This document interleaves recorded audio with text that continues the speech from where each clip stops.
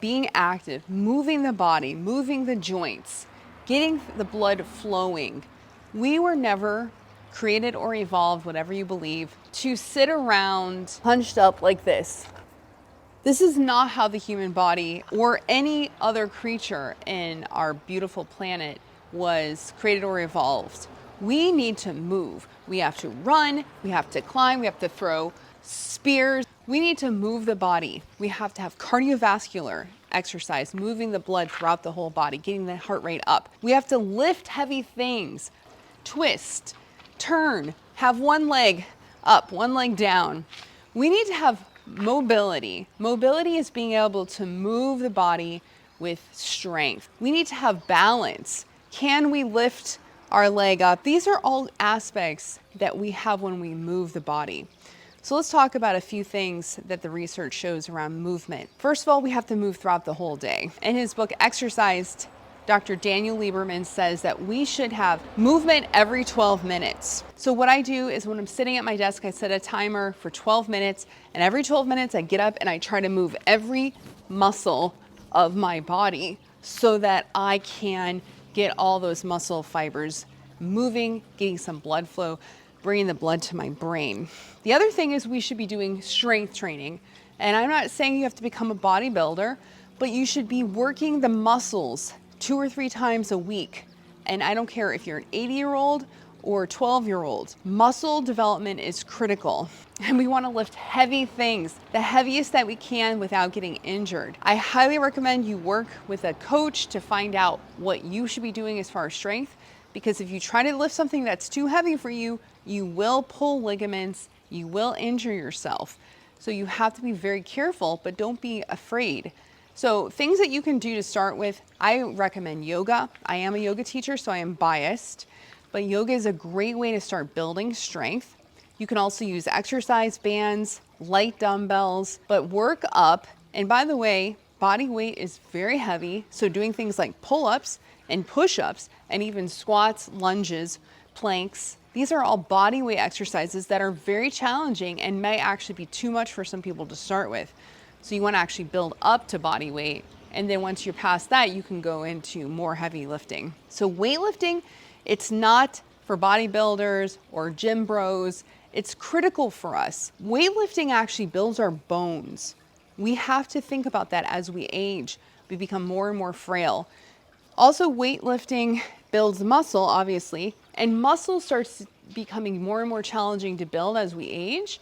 And we are always taking that out as we get older. We will stop being able to build the muscle, even if we do the same amount of weightlifting and strength training, we will actually just be depleting. So as a young person, you've got to invest in the muscle.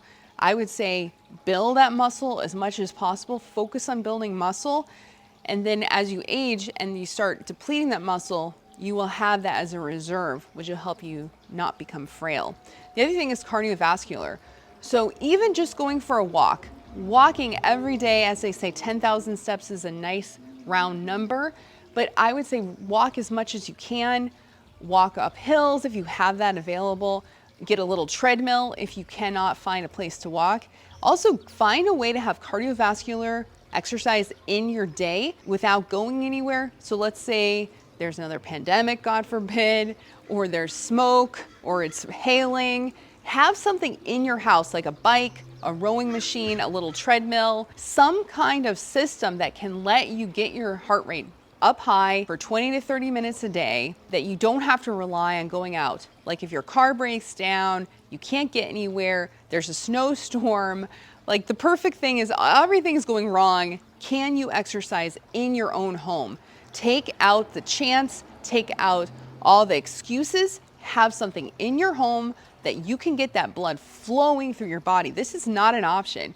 Your body has to move every day. What I've talked about so far is move every 12 minutes, lift heavy things 2-3 times a week, and get your blood flowing every single day for 20 to 30 minutes, if not a full hour. Always check with your doctor before starting any exercise routine. So these are the critical things that we need to do. And then on top of that, we have to work on flexibility. And I would actually say, instead of flexibility, work on mobility, which means moving through the whole joint, being able to do full range of motion with strength. So if you could lift your arms, but if you can't hold something heavy up high, then what is it that we're really doing?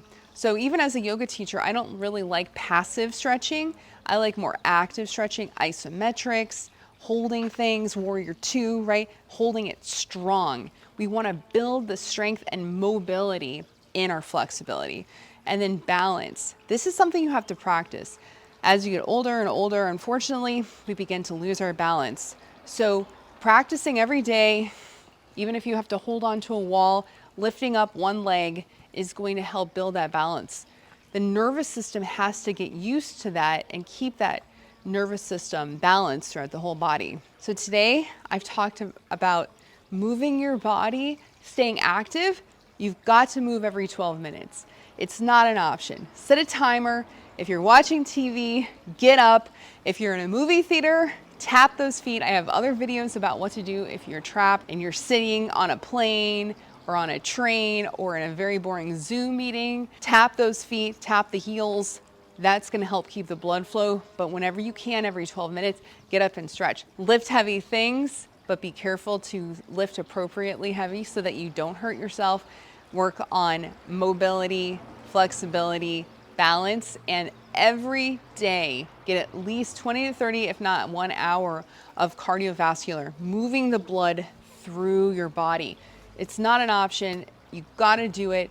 It's gonna help you feel amazing. It's going to rinse out your brain. Also, it's gonna help you sleep. The more you move, the better your mood, the better you're going to sleep, and your overall life is gonna just get better and better. So if you're liking this content, click the like button, subscribe, and share with a friend.